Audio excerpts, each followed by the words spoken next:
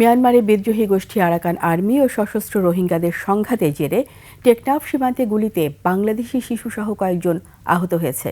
এ ঘটনায় আতঙ্কিত সীমান্তের বাসিন্দারা।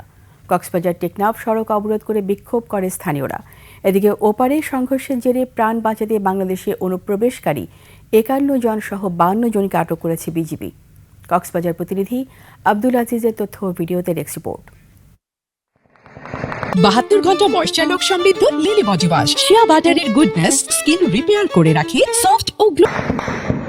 বিদ্রোহী আরাকান আর্মি ও রোহিঙ্গা সশস্ত্র গোষ্ঠীর মধ্যে চলমান সংঘাতে টেকনাফ সীমান্তের ওপারে প্রায় গোলাগুলির ঘটনা ঘটে। গুলির শব্দে আতঙ্কিত থাকেন এপারের সীমান্তের বাসিন্দারা। রোববার সকালে উপজেলার হোয়াইংকং ইউনিয়নের তেচ্ছি ব্রিজ এলাকায় ওপার থেকে গুলি এসে বিদ্ধ করে ৭ বছরের শিশু মাহিয়া সুলতানা আফরানকে। এ ঘটনায় আহত হন আরও কয়েকজন। ঘটনার পর বিক্ষুব্ধ হয়ে ওঠেন এলাকাবাসী। কক্সবাজার টেকনাফ সড়কে অবস্থান নিয়ে যান চলাচল বন্ধ করে দেন তারা। পরে আইনশৃঙ্খলা রক্ষাকারী বাহিনী ও স্থানীয় রাজনৈতিক নেতাদের হস্তক্ষেপে অবরোধ তুলে নেওয়া হয়। বাংলাদেশের অভ্যন্তরীণ দিক দিয়ে যে গুলাগুলি ছুটতেছে ওইগুলো আসলে খুব দুঃখজনক বিষয়।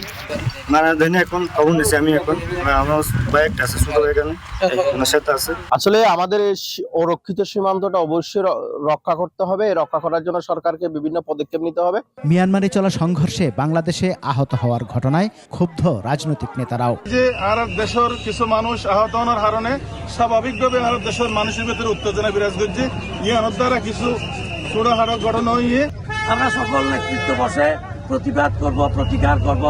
আমাদের মানুষের রক্ত যাতে এই এলাকায় বা টেকনাফ পুকিয়াতে আর না জড়ে। এদিকে ওপারে সংঘর্ষের সময় প্রাণ বাঁচাতে বাংলাদেশে প্রবেশ করে ৫১ জন। অনুপ্রবেশে তাদের সহায়তায় এক বাংলাদেশি সহ ৫২ জনকে আটক করেছে বিজিবি। থেকে প্রায় ৫৩ জন সশস্ত্র রোহিঙ্গা সশস্ত্রধারীকে আমরা আটক করি এবং থানায় আমরা হস্তান্তর করেছি। সমর ইসলাম, ২১ টেলিভিশন।